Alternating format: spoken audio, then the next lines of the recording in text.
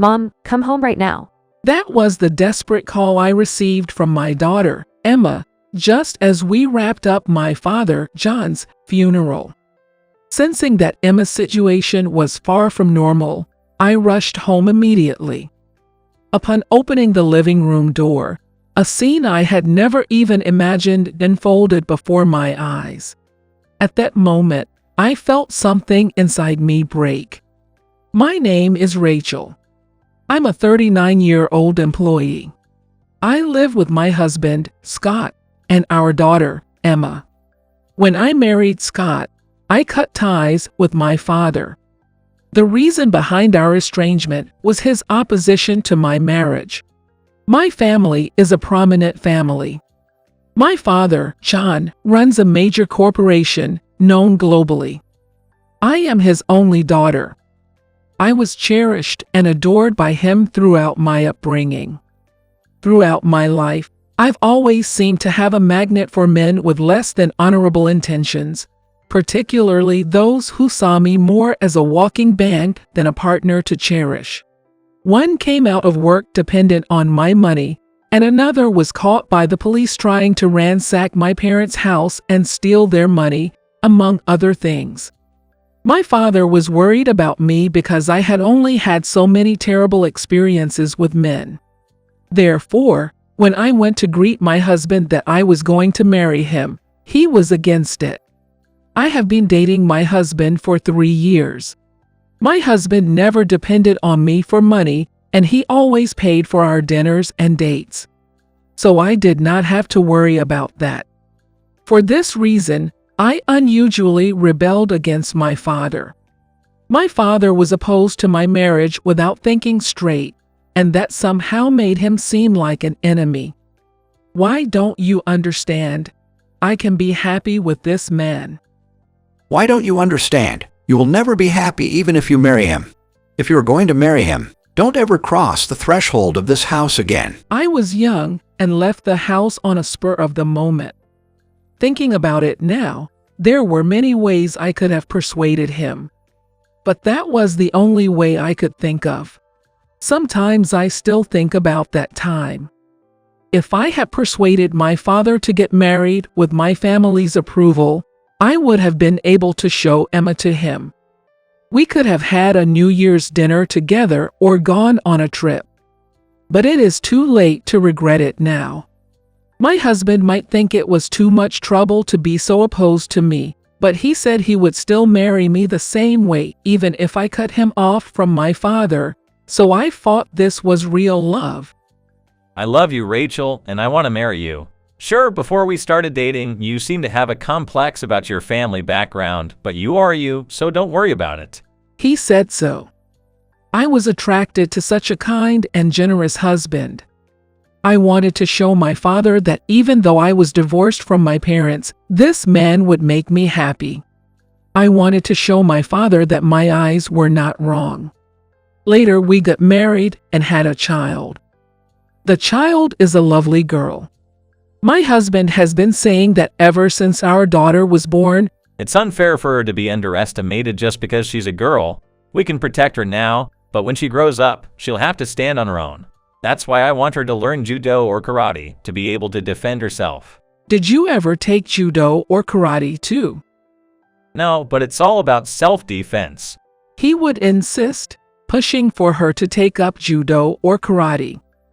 True to his word, our daughter started learning both judo and karate early on. By her teenage years, she was among the top competitors in the country. I am very proud of my daughter who has won the results of her efforts. Despite my husband's initial enthusiasm, the day-to-day responsibilities of her training and competitions largely fell on my shoulders.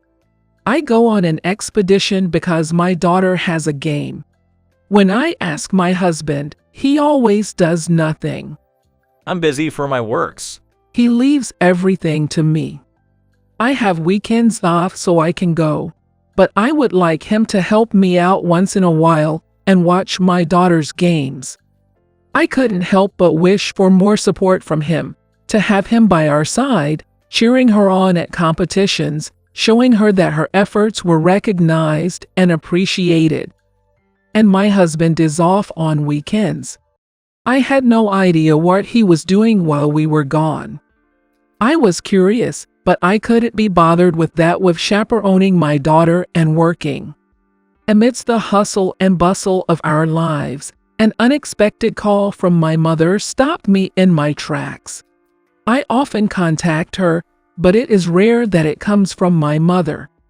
When I answered the phone, "Your father has passed away. He had been battling an illness in silence for years." "What?" "He has actually been sick for years, but he has been quietly working hard to fight the disease, not announcing it to anyone." "Why didn't you tell me? I would have wanted to visit the hospital." "I thought about reaching out to you many times, but your father, he wouldn't allow it. He was too stubborn." Oh my. I had a falling out that day, and my father went to heaven. I found myself engulfed in a profound sadness, the kind that weighs heavily on my heart and soul. "I would like you to come to his funeral." My mother spoke to me. "Of course, Mom," I responded. My husband, however, was not comfortable going to the funeral, partly because my father had opposed the marriage. When I mentioned the funeral to Scott, hoping for a supportive response, his reaction was tepid. Well. He was simpering, so I decided to go alone. I wanted my daughter to come with me, but she had an important tournament to attend, so she decided not to come. On the way to the funeral site, "Be good and watch the house for me." I contacted my daughter. "Mom, you worry too much. It's only a 30-minute drive from the funeral site to our house, right? It's not that far." "I know, but I'm worried. Also, good luck at the convention." "Thank you. I'll let you know if anything happens," I said, and I ended the call. My daughter is in middle school and won't be home for a game until the evening. My husband would be home in the evening, so I guess I needn't worry, but for some reason I called him that day. But trusting my daughter, I turned off my phone as we neared the funeral home.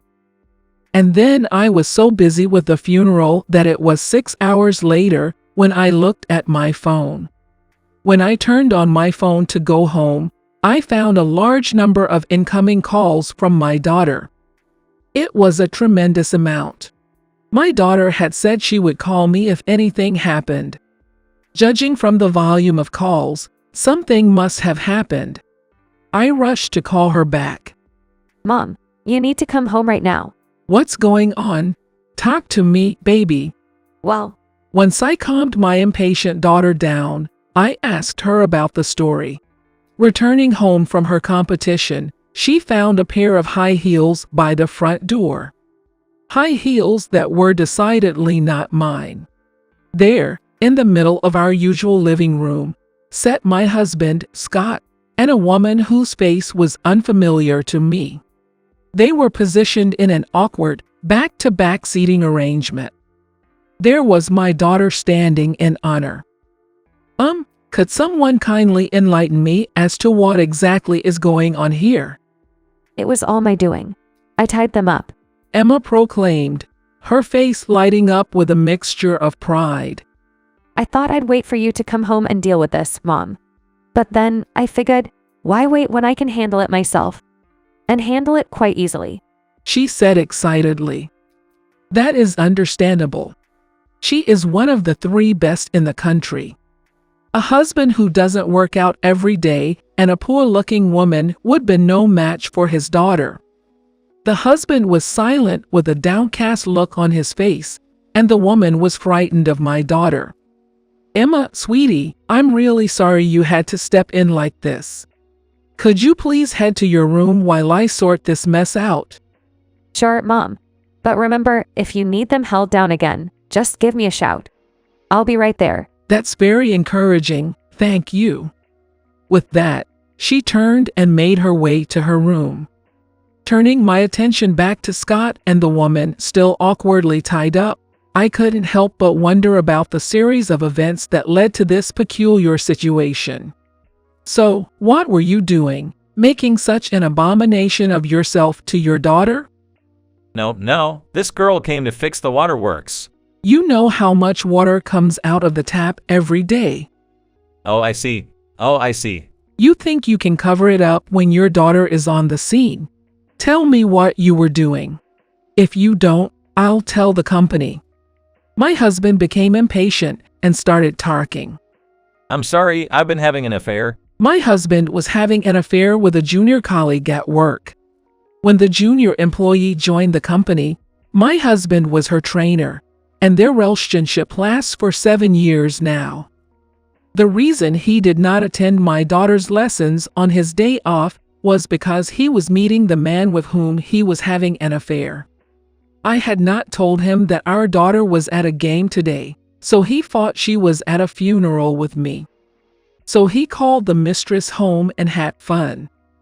Finally, it all made sense why my dad had been so adamantly opposed to my marriage to Scott. My father had never once objected to anyone I dated. It led me to mistakenly believe his disapproval was rooted in the concept of marriage itself. He had seen through Scott's lack of integrity from the very beginning. Given my father's success in the business world, it's likely his ability to read people was finely tuned. I would have preferred if you were after my money rather than this. It's disgusting that you betrayed me. It's not what you think. It was more of a casual thing. Can you look into the eyes of the woman sitting next to you and tell her your relationship was just a game? Well, I can't do this anymore. We're getting a divorce. I can't envision a future with you, nor do I want to. The man I had once chosen over my own family was now a stranger draped in betrayal. It's just disgusting. I took pictures of the two of them tied together with ropes to capture the evidence. Then I untied them, and my husband said, there's nothing wrong with cheating on your wife. If you got divorced over something like that, everyone in the world would be divorced. I married a woman like you whose only attraction is money. You probably won't even get an inheritance from your father. If that's the case, I'll divorce you. You're worthless. My husband became a great man as soon as he was untied. I guess he feels stronger because he is not tied down. I responded to him calmly. Of course we are getting a divorce, so don't worry. I will mail you the divorce papers later. With that, I decided to leave the house. I went to my daughter's room and told her that I was leaving. My daughter said she would go with me, so we simply packed our belongings and left the house. Then my husband and I got divorced. My husband contacted me later. Hey, you said you wouldn't tell the company, so I confessed to you about the affair, but you told the company. My husband was loud and angry from the first word. Apparently, he was fired from the company along with his cheating partner. I sent a picture of the two of them tied up that day to his company. He betrayed me, but he gets angry when I betray him. He is really self-centered. The fallout from their exposed affair led to both of them being fired, seemingly due to the impossibility of regaining trust. With infidelity on the rise, the repercussions of such actions have become increasingly severe. You might have thought it was just a harmless fling, but look at the mess it's caused. I'll sue you for damages. For what exactly? You leaked my personal information. Well, if you're so keen on suing, why not hire a lawyer? I'll be doing the same to file for alimony and child support, so good luck with that. A lawyer? You hired one. Of course I did. With custody of Emma to consider, it was my only option. I'm fully prepared to claim what's rightfully mine, so if you're planning to fight this, I'm ready. Scott fell silent, only to burst into laughter moments later. So this is about the inheritance you missed out on, trying to squeeze me for living expenses as some sort of revenge. What are you talking about? Why should I be the one to compensate for your lost inheritance? Are you okay? I did inherit from my father. What? My husband was not expecting that statement from me, and even over the phone I could tell he was frozen. I'm his only daughter, so it seems my father left me behind even though I told him I was disowned. He heard about Emma from my mother, and he said it was more for Emma's sake than mine. Holy shit. My husband fell silent. I'm not asking for alimony for lack of money. I want you to pay me alimony for what you did. Wait, hold on a second. Scott interjected, a sudden realization dawning on him. But if your dad passed while we were married, doesn't that mean I'm entitled to a share of the inheritance too? My husband seemed to think he could get some money for his share of the property as well. Suddenly the voice over the phone brightened, buoyant. I'm sorry to hear that. I told you about the inheritance after I divorced you, so you have no right to get it. You caught me cheating on you the day of my father's funeral, and we divorced a few days later, remember? I can't move on that easily until after my father's funeral and all that. So, after the divorce is finalized, I don't owe you a share. My husband then made a sound through the phone that was almost a scream. It was so loud that I even moved my phone away from my ear. So I'm in it for the big money if I stay with you. Evidently, that seems to be the case. Cut the crap. I was eyeing your inheritance from the get-go. Considering your folks had think about you, I was betting they'd leave something substantial your way. I told you I was getting a divorce because I really thought you were cut off and wouldn't get an inheritance. You didn't say anything when you got home from the funeral. My husband was after my money, after all. I wish now that I had listened to my father. But it's too late. After that, my husband contacted me many times. But I ignored all of them. I'm sure he thought a lot about how he could get my inheritance, too, in his empty head. I filed a claim for alimony against my husband and the person with whom he had an affair. On the day they were fired, my husband and his partner got into a huge fight at work. They were so violent that the security guard had to stop them. They eventually broke up. Now my husband has been fired from his job and has no girlfriend. And even if he were to find a new job, he has no credibility because he did not hold a position for his age at his previous job, and he has not been able to find a new job successfully. He is now living on a day job. My husband has contacted me several times since he left the affair. When I didn't answer his calls, he would send me messages. I was wrong. I want to see my daughter. He said many things to me, but I ignored all of them. Then we decided to live with my mother. I couldn't leave my mother alone after my father's death. My daughter and mother had never met, but I guess this is family. They hit it off right away, and recently she has come to depend on my mother more than me. That was sad, but I was happy that my mother and daughter were getting along so well. I will cherish the legacy my father left me and live happily with my daughter and mother.